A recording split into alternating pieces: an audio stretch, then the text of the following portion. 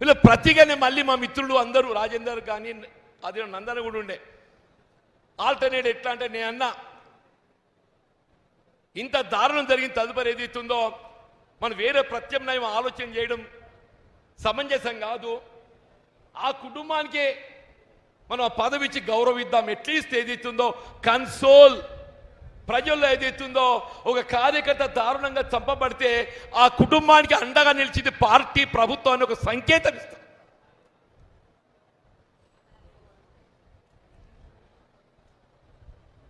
It's moral responsibility. ఒక జగిత్యాల సంబంధించింది కాదు, యావత్ రాష్ట్రానికి సంకేతం అంటారు. యావత్ రాష్ట్రానికి సంకేతం అంటాను నేను.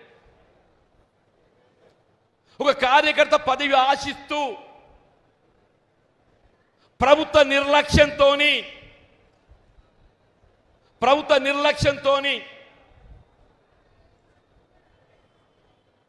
వీళ్ళు దారుణంగా చంపబడితే ఆ కుటుంబాన్ని గౌరవించడానికి మారల్ రెస్పాన్సిబిలిటీ ఓన్ చేద్దామంటే స్పందన లేదే.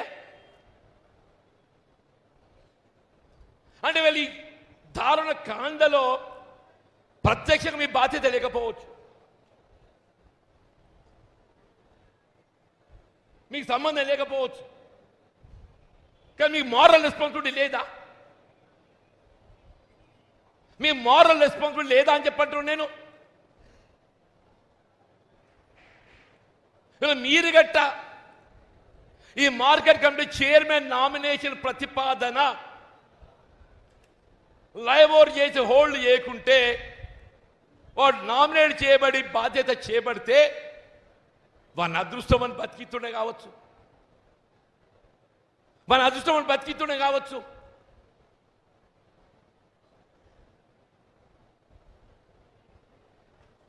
మరి అడ్డుపడ్డ ఆ ఎమ్మెల్యేకు డజంట్ ఫీల్, ప్రభుత్వము డజంట్ ఫీల్.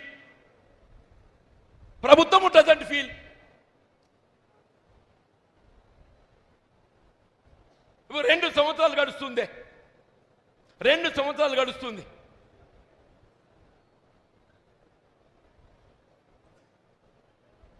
ఒక టర్మ్ అయిపోతుండే.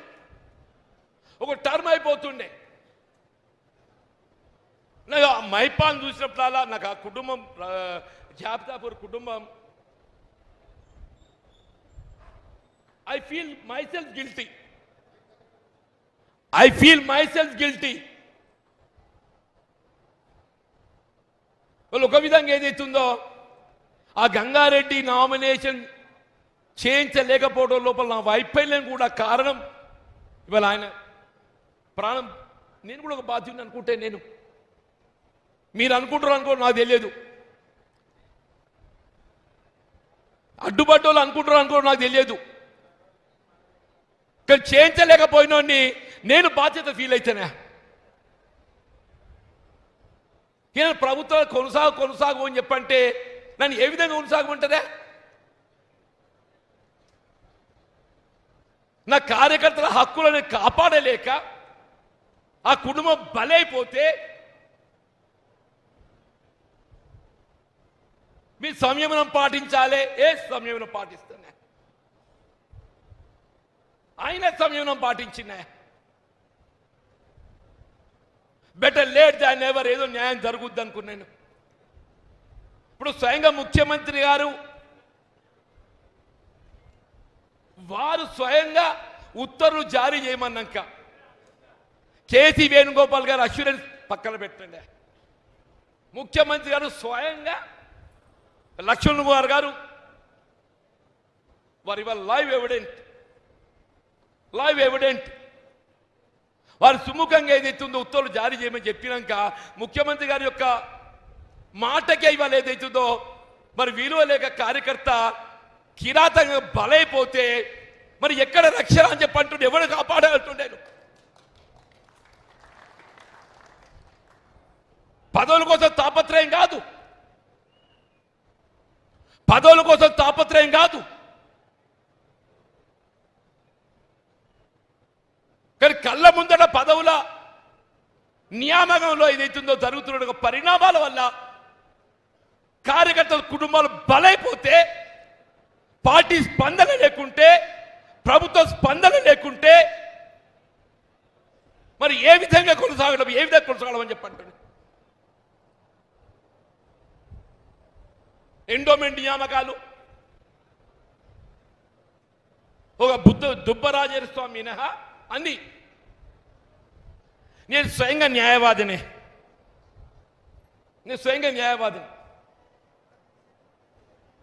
నాకు న్యాయవాదులతో సాన్నిహిత్యం ఉంటుంది.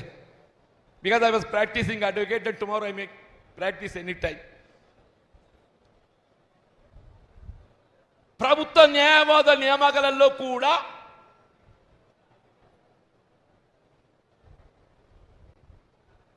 నా సలహా లేదు, నా సూచన లేదు, నా సంప్రదింపు లేదు. నో నాలెడ్జ్ ఎట్టా, నో నాలెడ్జ్ ఎట్టా.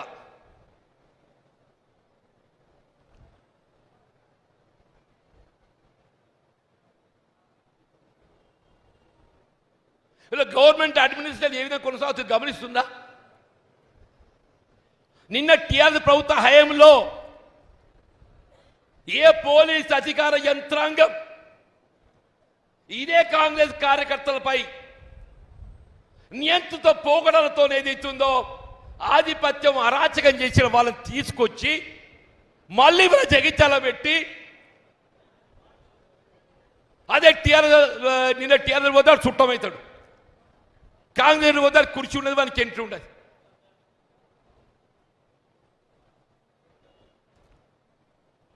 నిన్నటి బీఆర్ఎస్ పోతే ఆయన చుట్టమవుతాడు, ఆయనకి వెల్కమ్ చెప్తారు. అదే కాంగ్రెస్ కార్యకర్త పోతే వానికి ఎంట్రీ ఉండదు.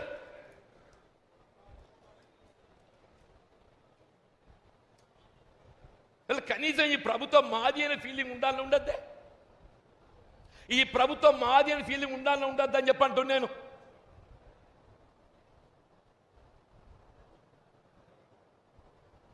స్థానిక సంస్థలు మున్సిపల్ ఎన్నికలు చూసింది మీరు. Gandhi Bhavan I don't know, అరే నేను షాక్ అయిపోయినా. మీరు ఎమ్మెల్యే గారితో ఏదైనా మాట్లాడదలుచుకుంటే సరే మంత్రి గారు ఇంటికి పిలిచి మాట్లాడతారు, ఇంకెక్కడ పిలిచి మాట్లాడతారు. డైరెక్ట్ గాంధీ భవన్గా పిలిచి ఏదైతుందో స్థానిక సంస్థల ఎన్నికల strategy meeting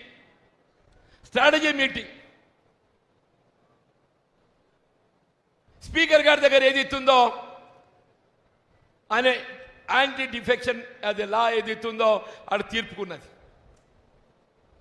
what indication it gives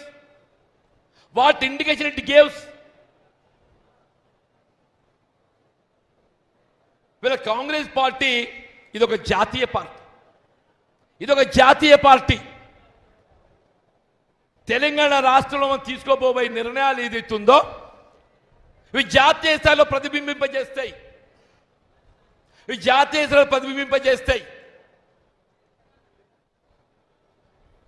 ఒకవైపు మన నాయకులు రాహుల్ గాంధీ గారు ఏదైతుందో జై బాపు, జై భీమ్, జై సంవిధాన్, 10th షెడ్యూల్, 5 న్యాయ్ నినాదంతో ముందుకు పోతుంటే నీరుగార్చే విధంగా నాకు